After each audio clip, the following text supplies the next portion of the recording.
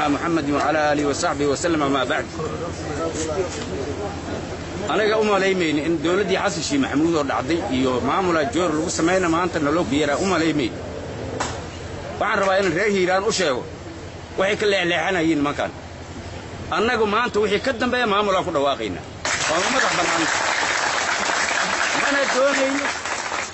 waxay sheegayeen ma doonayno wax joor lagu hayna doonimayno wax xashiis maxmuudna doonimayno reer Hiiraan haddaanay laga bilaabo saacadan guddi baan saarnay guddigaasna maamula ku dhawaaqaya. السلام عليكم ورحمة الله وبركاته. وتشنينا مركن تشننا هو هذا جوهر جوجا وحنا باين أنت ما دونا نديه دانا ماشي أنا سمنت رصعتا. طموح هذا سمايستان هالسمايستان دونا هيالا وعد على الدرب أنا غير الناس سماي مايان واحد سيوجد دقينا أكله دولة فدرالك حل دبان نديده كسر شيء ده قبل كهيران إن أنمال كلا لجو فرجلينا لجو باقينا باش عالم كيادوك قالوا شيءنا هذا يشاور هذا وحكر لسان ماشي لا هذا عدة لسه هاللسه توا صومالي وهادستان لكن هيرانا مثلنا أنا ما نينا ما دعي دونتو تصدق وأوجا باقينا سيدا نروح شيءنا حل دبان هذا الدولة فدرالك دولة هذا اللي نسد دون السمان يوناك عدالة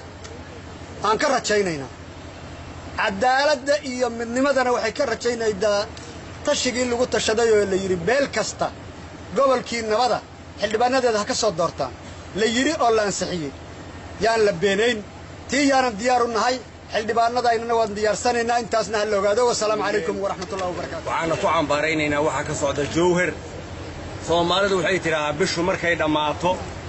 bisha dhamaatay waxay tiraa nama hertidid kalena waxaa tii hore waxaa nama haraatid kalena waxaa leeyahay nama hertid marka dawladii dhacdayna waxaan leenahay nama haraatid midda kalena nama hertidaan leenahay horta waa dhacday dawladii waa dhacday Soomaaliyeed dawlad dhacdayna wax ma sameey karto dadku cawaan maaha aqli uu leeyahay siyaasiyiin uu leeyahay wax garad uu leeyahay ugaas uu leeyahay shirka wax badan ka soo horjeesanay saakana ugu dambeeyo maayo waxay soo dhisaana ma qaado marka waxay taagan tahay maanta waxay taagan tahay waqtigii aad isku tashaleedeen waxaan rabaa inaad idla wadaago ujeedada inkastoo laga dhawaajiyay ujeedada Xasan Sheekh Maxamuud uu ka leeyahay maamul u sameynta labada gobol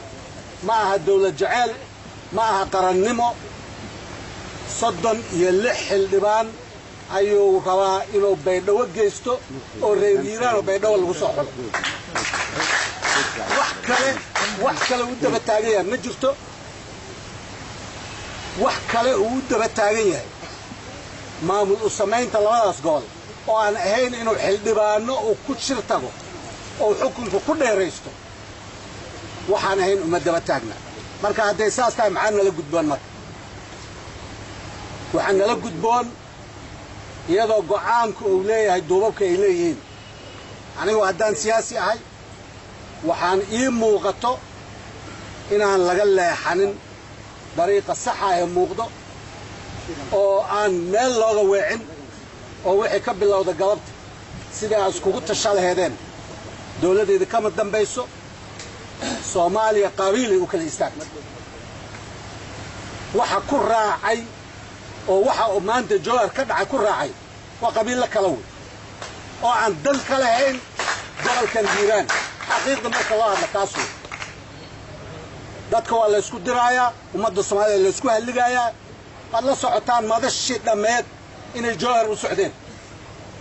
ciduu socotayna waa la socotaan qabiilkii ahaayna waa taqaanaa ujeedada ay leeyihiin kor waayeel waa wada caqli waa garanaysaa daanahiina qabsada maanta maalin ka fursad fiican tahay ma jirto in maamul la dhisto idii kama baaqanayso dawlad idii kama xira inta la dhisayba dawlad kuma shaqo lahayd dadku iyagaa tashtay wala socotaan Kismaayo iyagaa tashtay wala socotaan Baydhabo iyagaa tashtay meeshii ay ka shaqeeyeen Xasan Maxamuud ka shaqeeyeen waa taa xuriyaan sama meeshaas fadhiga oo calaadu ka taagan waa in aad tashataan duubabka waa maqlaysaan waxa weeye waa seeta dheerayseen waa samar badiseen waa dadaasheen soomaalinimo raadiseen dawladnimo Soomaaliyeed inay istaagteen maanta waxa waaye ummadda aad mas'uul ku tihiin iyo lafihiina ina u la xajaclootaan way ina maamul aniga waxaan uga jeedaa 9 bilood waa isqabatii weynay kadibna dawladdii Soomaaliyeed waqtigeedii lagu kor dhamaaday anigoo waaga ka rajo dhigay wasiirka arrimaha gudaha shaqadaas loogu sareeyay cadaadad jira oo xildhibaan ka goobto waay amada gobolka yaa dhisoo waay ninkii shaqadooda lahaaba xilkii ka dhamaadaas xil doonte labada gobol oo joor ugu dhisaya dhisoo waay warkaas idii sheegay ani madaxweynaha Soomaaliya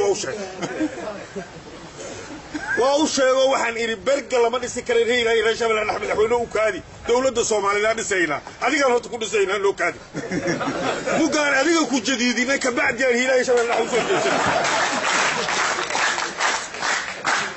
waxaan isku soo qabanay ahayd waxaan intu waqaylinay ahayd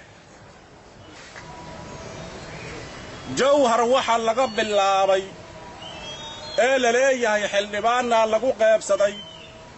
beel hebel intaas aaday beel hebelna intaas aaday sidaas wax loo kala qaybsaday la leeyahay inaynan waxba ka soo baxayn annuka iska dhaafayo ka sameeya ogba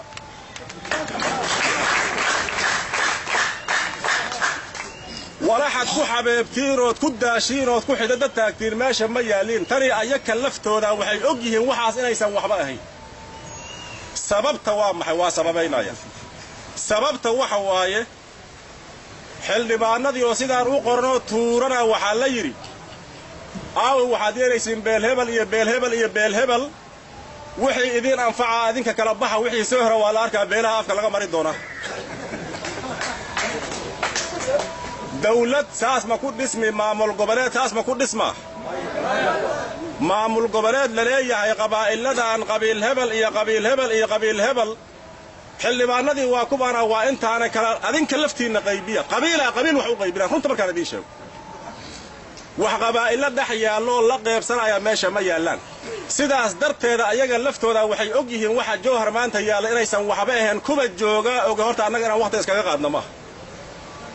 sababta labaadeen uu leeyahay jawhar waxa yaala waxba ka soo bixi maayana ayaga uu leeyahay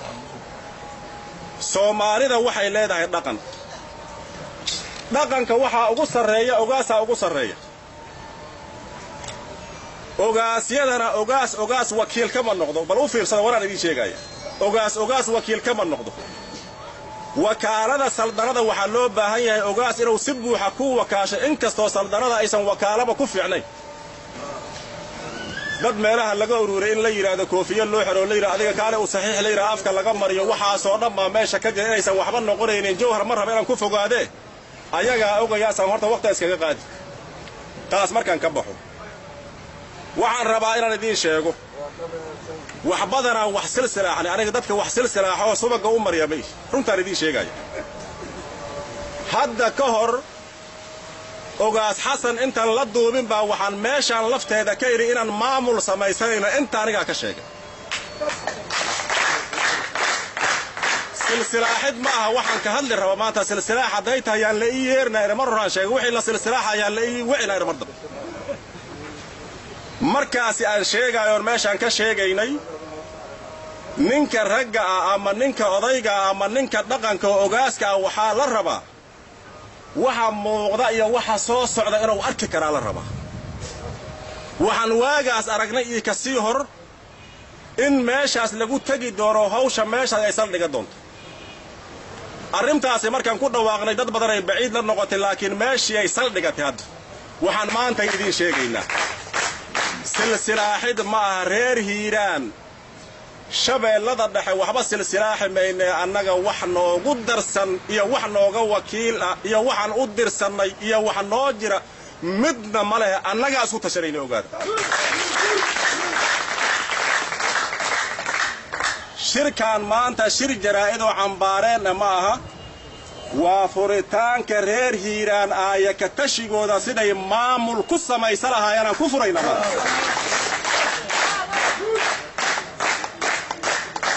maamul loo dhan yahay oo reer hiiraan ay u dhan yihiin cid waliboo xaq u laheedna xaqeeda aan laga faramarooji doonin beelaha siday kala yihiin isay u kala weyn yihiin la ogyaho cid waliba tixgelinteeda ay lahaa doonto furitaanka noocaas ahaan shirkaan maanta ku furaynaa waa inaad sidaas u ogaataana shir cambaareen mehe la socdo waxaan rabaa marka reer hiiraan dal iyo dibad meel kastoo ay joogaan meesha aad wax ku noqon karta waa dalkaada waa deegaanka aad ka dalataad wax ku noqon kartaa deegaankaada waxaad ka waysayna meel kale ka heli maysid cid waliboo siyaasadda damac ka leh dadkeeda inay wax u qabata rabto inay dadkan la jaanqaada rabto waxaan baaq ugu diraynaa inay maalmaha nagu soo socda sida ugu dhowaanta badan la ay shirkan ka soo xoojiyaan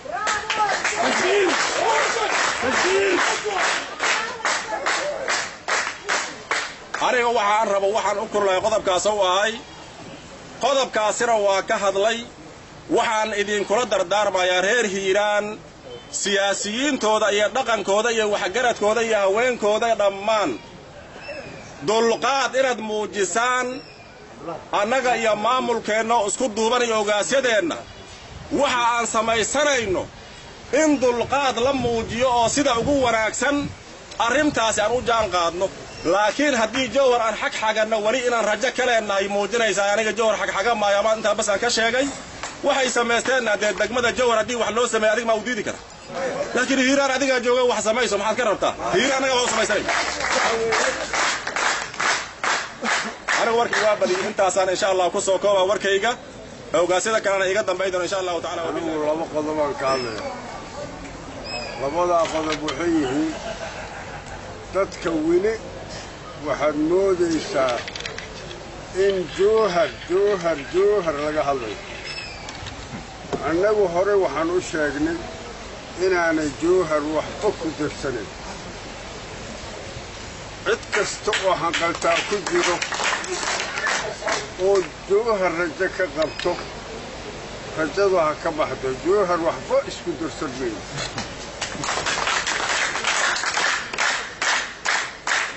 cid walba ha ogaato dawladdu ha ogaato xildhibaanadu ha ogaadaano sababtu maxay tahay waxaa la gaadhay in la yidhaahdo xildhibaanada hiiraan waa ladiin qora meeshaasu maxay ku tusaysaa waxay ku tusaysaa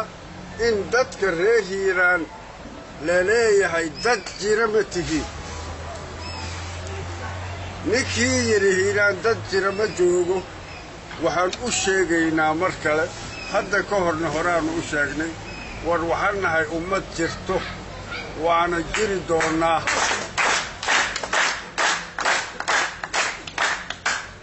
jawhar warkiisa ma jiro cid walbooy dhegayso cid walbooy maqal wax shaqaa oo aan ku leenahay ma jirto haddii aan nahay reer hiiraan qodobka kale waxa waaye dhammaan xildhibaannada reer hiiraan waa inay yimaadaan beledweyne 3 maalmood gudahood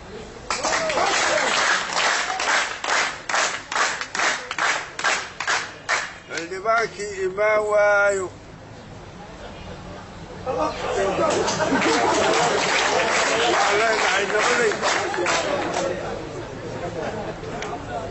waxaa lagu camcaminaya jawhar iyo xamar iyo annaga nooma yaaliin namana khuseeyaan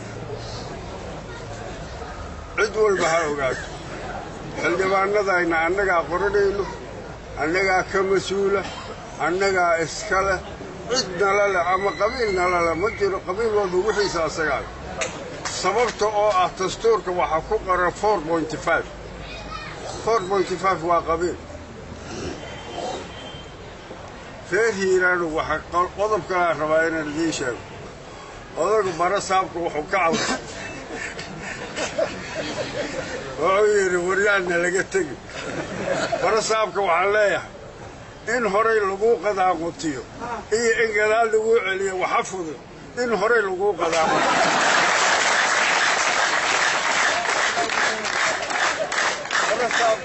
barasaabkana intaasaan u sheegayna marka barasaabku niyada qayr ha u sheego wax kaa xumaanaya ma jiraan qoraal laysu kaa dhaafina marnaba gadaal lagu celin maayo annagaa diyaar u ah inaynu hor kacdo adoo barasaabnoo ah wax kaa xumaanayana maanta waxaan caddaynayaa wax kaa xumaanaya inaysan jirin gadaal u noqon maysida horaad u soconaysa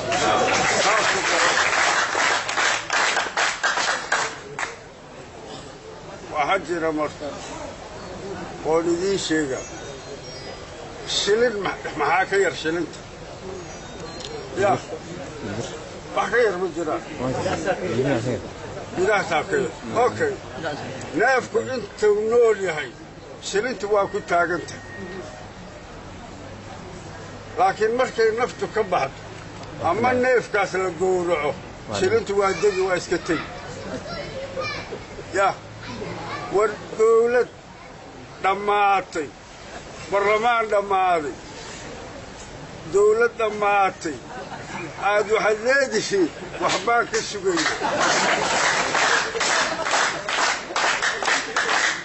war waa dhammaatay dawladdii waa dhammaatay ilaahay hana gaadhsiiyo wakhtigii la sameeyo dawlad kale ninaa wakhtigiisu dhammaaday waxuu kuu dhisay wakhtigiisii waaba dhammaaday barlamaanku waxay ka dhammaatay 19 bishii hore 20 ber in xaroodaana laga rabo marka dawladu ma jirto dadku waa siman yahay waana wada Soomaali saas ogaada yaan lidiin sheegin dawladaa jirto kanaa jirto reer Hiiraano waxaan idinkula dardaarmo waa hal qodob nabadgelyada ha laga shaqeeyo